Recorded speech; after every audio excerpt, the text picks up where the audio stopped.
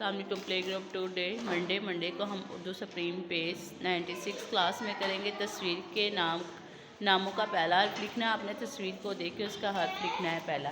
देखो look at the white board. आपने तस्वीर को देख के मुझे बताना है इसका पहला हर्फ क्या आएगा। ये देखिए ये कौन सी तस्वीर है? बिल्ली। बिल्ली का पहला हर्फ क्या आएगा? बे। क्या आएगा? हम इधर क्या लिखेंगे? बे। बे के नीचे कितने नुक्ते होते हैं? एक। अब नेक्स्ट तस्वीर देखिए ये कौन सी है?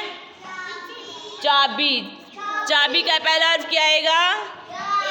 चे। चे चा चाबी। चे के पेट में कितने नुक्ते आएंगे? 3।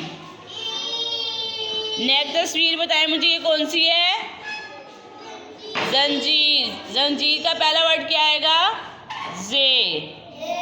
क्या आएगा? जे के ऊपर कितने नुक्ते होते हैं? एक।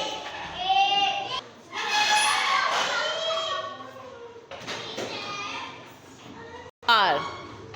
कार से क्या है? कार का पहला अर्थ क्या है? काफ। क्या है? काफ।